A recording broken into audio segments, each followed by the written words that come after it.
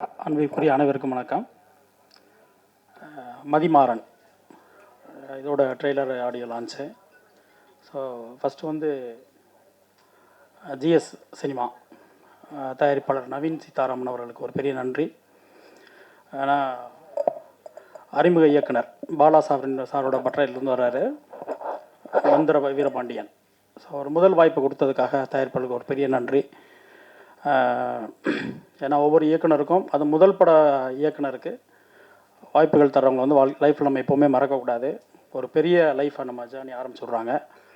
So எப்போதுமே அந்த முதல் இயக்குனர்களுக்கு வாய்ப்பு தர்ற எல்லா தயாரிப்பாளருக்குமே நான் நன்றி சொல்கிறது வழக்கம். அந்த வகையில் நவீன் சந்திரா தயாரிப்பாளருக்கு வந்து பெரிய நன்றி. அதுக்கடுத்து வந்து விழாவில் இருக்கக்கூடிய ஸ்டேஜில் இருக்கக்கூடிய எல்லாருக்குமே ஒரு பெரிய நன்றி.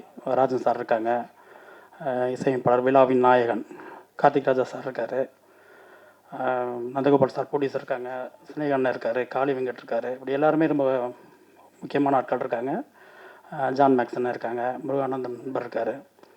எல்லாருமே ரொம்ப அறிமுகமானவங்க. உங்களுக்கு எல்லாருக்குமே ஒரு பெரிய நன்றி.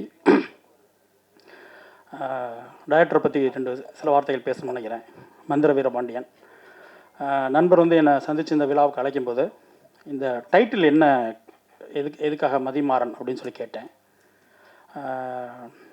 ஏன்னா மதி மாறன் ரெண்டுன்னு இருக்குது, ரெண்டும் ஒரு ஹீரோவோட பேரா அது அப்படின்னு கேட்டேன். இல்லை மதின்றது வந்து ஹீரோயினோட பேர், மாறன்றது வந்து ஹீரோவோட பேர் அப்படின்னாரு. அதுக்கு ஒரு சின்ன விளக்கம் கொடுத்தார். அந்த மதின்ற பொண்ணு வந்து ரொம்ப படிக்காத பொண்ணு.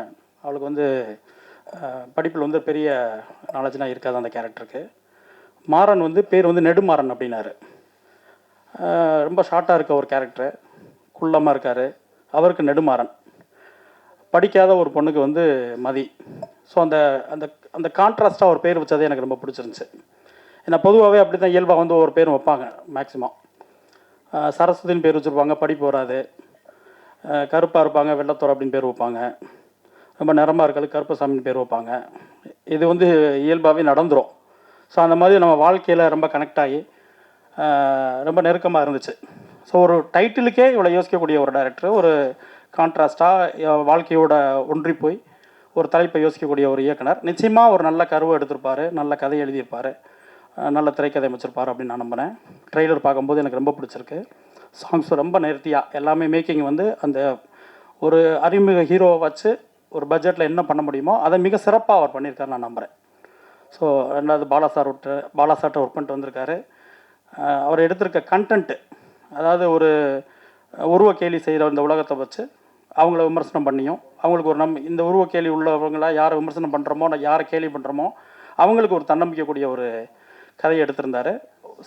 சாங்க்கு இடையில் வந்த சில டயலாக்ஸ் ரொம்ப நல்லா இருந்துச்சு, சூப்பராக இருந்துச்சு. ஸோ மந்திர வீரபாண்டியனுக்கு வந்து ஒரு பெரிய வாழ்த்துக்கள். நிச்சயமாக உங்களுக்கு ஒரு பெரிய எதிர்காலம் இருக்குன்னு நான் நம்புகிறேன். விழாவின் நாயகன் கார்த்திக் ராஜா சாரை பற்றி பேசியாகணும். பாண்டியன் படத்தில் வந்து அவரோட முதல் பாடல் பாண்டியன் ராஜ்யத்தில் உயலாளா, அது வந்து அடிக்ட் ஆகாத ஆளே கிடையாது. ஏன்னா அதில் வந்து ராஜா சார் மியூசிக்கு, அதை தாண்டி அந்த சாங், அவரோட ஃபஸ்ட்டு சாங்கு ரொம்ப சின்ன வயசில் அவர் போட்டார். அந்த சாங் வந்து அவ்வளோ அப்படி ஒரு அடிக்ட் ஆகுச்சு எல்லாத்தையும். அந்த படத்துலேயே வந்து ராஜா சாரை தாண்டி பாண்டியன் ராஜ்யத்தில் உயலாளா சாங் வந்து ஹிட் ஆச்சு. அன்றைக்கி இருக்க யங்ஸ்டர் எல்லாம் ரொம்ப திரும்ப திரும்ப கேட்ட ஒரு பாடல். ஸோ இன்னமும் அது எல்லா பக்கம் முடிச்சுக்கிட்டு இருக்கு. ஸோ இந்த படத்தில் ரெண்டு சாங்குமே ரொம்ப நல்லா இருக்குது சார். ரொம்ப சூப்பராக இருக்குது. பாடல் எழுதின பாலா சீதாராமன், வாழ்த்துக்கள் அவருக்கு. ரொம்ப ஞானக்கரவேல் நண்பர் அவர் தான், எனக்கு ரொம்ப நெருக்கமானவர். சாங்ஸ் ரொம்ப நல்லா வந்திருக்கு. பாடல்களை கேட்கும்போதும் சரி, விஷுவல்ஸ் பார்க்கும்போதும் சரி, ரொம்ப நம்பிக்கையாக இருக்குது. நிச்சயமாக மதிவாரன் திரைப்படம் வந்து பெரிய வெற்றியிடம் நம்ம வாழ்த்துறேன். ஹீரோ சத்யன் செங்குட்டுவன், வெங்கட் ஆமாம், ரொம்ப சிறப்பாக வருவார். நிச்சயமாக அவருக்கு ஒரு பெரிய எதிர்காலம் இருக்குது. உருவம் தாண்டி இந்த உருவத்தோட இந்த ஹைட்டோட ஒரு ஹீரோ வந்து நிற்கும் போது நிச்சயமாக அவருக்கு வந்து அடுத்து ஹீரோவாக எத்தனை படங்கள் கிடைக்கும்னு எனக்கு தெரியாது. அதை தாண்டி எல்லா படங்களையும் அவருடைய முகம் வரும். மிக பிரபலமான ஒரு நடிகரை வருவார் நான் நம்புகிறேன். அவருக்கு ஒரு பெரிய வாழ்த்துக்கள். இவானா உங்கள் எல்லாருக்குமே ரொம்ப தெரியும், ரொம்ப சிறப்பாக பண்ணியிருக்காங்க. அப்புறம் ஹீரோவோட பேரா பண்ணியிருக்கவங்க ரொம்ப ரொம்ப நல்லா இருக்கு. என்னங்க ஆராத்தியா, அவங்களுக்கு ஒரு பெரிய வாழ்த்துக்கள், பெரிய வரவேற்பு. இன்னொன்று வந்து அவர் அந்த ஹீரோவும் அந்த அவரோட லவ்வரையும் அந்த அந்த காம்போ பிடிச்சார் பாருங்க. அந்த ஹைட்டுக்கு பிடிக்காமல் கொஞ்சம் கூட ஒரு மிடிலாக வச்சுருக்கலாம். கொஞ்சம் ரொம்ப தப்பாக தெரியாது. ஆனால் நல்ல ஹைட்டாக ஒரு பொண்ணு, ரொம்ப ஷார்ட்டாக ஒரு பையன் அப்படின்னு அவர் யோசிச்சார்ல, அதுவே ரொம்ப அழகாக இருந்துச்சு. நிச்சயமாக மதிமாறன் திரைப்படம் வந்து ஒரு பெரிய வெற்றி அடையும். படக்குழுவினருக்கும் தயாரிப்பாளருக்கும் கார்த்திக் ராஜா சாருக்கும் ஒரு பெரிய வாழ்த்துக்கள். அதை தாண்டி இந்த படத்துக்கு நான் பேச வரும்போது நண்பர் வந்து மந்திர வீரபாண்டியன் பேசும்போது சொன்னார், ஆனால் உங்கள் மனசுக்கு பட்டதை பேசுங்க, உங்களுக்கு என்ன தோணுச்சோ பேசுங்க, இந்த ஃபங்க்ஷனை பற்றி மட்டும்தான் நீங்கள் பேசணுன்றது இல்லை அப்படின்னு என்கிட்ட கேட்டார். இப்போ கரண்ட்டில் இருக்க விஷயம் வந்து ஞானவேல் ராஜா சாருக்கும் அமீர் சாருக்குமான பிரச்சனை. ஆனால் அதை நான் இங்கே பேச விரும்பலை. என்ன காரணம் அப்படின்னா, நானே ஒரு மேடையில் ஒரு கோரிக்கை வச்சேன். எந்த விழாவுக்கு வருகிறோமோ, எந்த பாடல் பற்றி பேசணுமோ, எந்த மியூசிக் டைரக்டர் பற்றி பேசணுமோ, எந்த டைரக்டர் பற்றி பேசணுமோ அவங்கள மட்டும் பேசுவோம். அந்த விழா சார்ந்து, அந்த களம் சார்ந்து, அந்த தளம் சார்ந்து வாழ்த்துவோம்னு சொன்னேன். ஸோ அதை நானே தொடர்ந்து கடைபிடிக்கணும்னு நான் நினைக்கிறேன். ஒரே ஒரு விஷயம் மட்டும் நான் சொல்லணுங்க விரும்புகிறேன். சுரேஷ் காமாட்சி அண்ணன் பேசும்போது சொன்னாங்க, அதாவது ஒரு புது டைரக்டர்ஸ் வந்து ஒரு 2 கோடி ரூபா ஒரு கதை சொல்லுவாங்க, அவளை இல்லை ப்ரொடியூசர் சொன்ன உடனே காம்ப்ரமைஸ் ஆகிட்டு 1.5 கோடிக்கு ஒத்துக்குருவாங்க.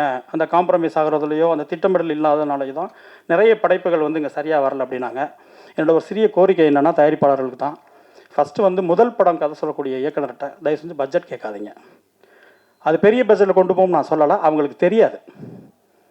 ஒரு கதையை கேட்கும்போது இந்த கதைக்கு என்ன செலவு பண்ணணும், யார் ஹீரோவாக இருந்தால் நல்லாயிருக்கும், யார் ஹீரோயின் இருந்தால் நல்லாயிருக்கும், யாரை வச்சு இதை கொண்டு போய் சேர்க்கத்தா சூப்பராக இருக்கும், அவங்களுக்கு என்ன சம்பளம், மற்றபடி படம் எடுக்கிறதுக்கு என்ன வேணுன்றதுலாம் ஒரு இபிஓ ப்ரொடக்ஷன் மேனேஜர்ஸ் இருக்காங்க, அவங்களுக்கு தான் தெரியும்.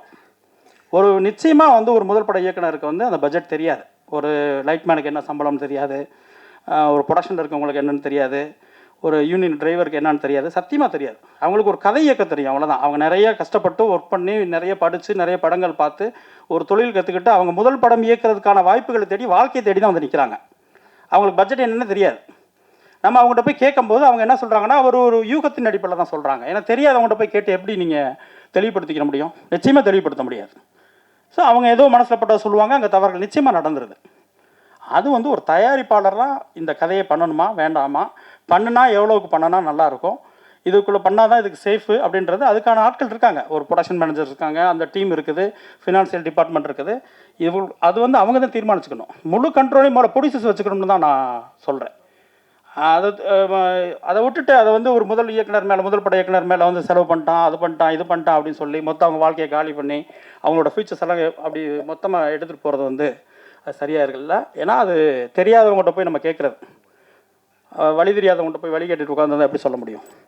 நிச்சயமாக முடியாது. அவங்களுக்கு படம் எடுக்க தெரியும், அழகாக ஒரு கதை சொல்லணும்னு ஆசைப்பட்றாங்க, அதுக்கு போராடுறாங்க. ஸோ அவங்களுக்கு வேண்டியதை கதைக்கு என்ன வேணுமோ அதை கொடுத்துட்டு, அது ஒரு தயாரிப்பாளரும் முழு ரெஸ்பான்ஸ் அவங்க எடுத்துக்கிட்டு அவங்க கண்ட்ரோலில் வச்சுக்கிட்டு ஒவ்வொரு படத்தையும் கொண்டு போய் சேர்க்கும்போது இன்னும் ஒரு இயக்குனருக்கும் ஒரு தயாரிப்பாளருக்கும் ஒரு சுமூகமான உறவு இருக்கும். அது படம் முடிகிற ஸ்டேஜில் வந்து நிச்சயமாக ஒரு தயாரிப்பாளருக்கு இயக்குனருக்கு சண்டை வந்துடுது. ஏன்னா 1000 தப்பு இருக்குது, யாரோட தப்பு பண்ணுறாங்க, எதுலேயும் ஊழல் நடக்குதாங்க.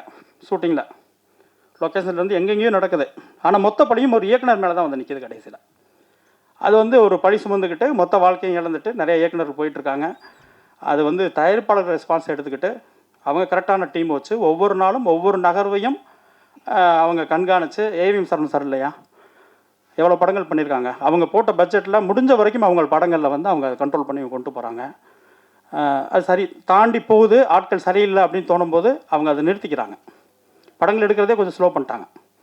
அந்த மாதிரி அவங்க எல்லா தயாரிப்பாளர்களும் ஃபுல் ரெஸ்பான்ஸ் அவங்க எடுத்துக்கணும், கண்ட்ரோல் அவங்க வச்சுக்கணும். இயக்குனர்களை இயக்கத்துக்கு மட்டும் பயன்படுத்துங்க, அதுதான் மிக சிறந்ததாக இருக்கும் நான் நம்புகிறேன். நன்றி.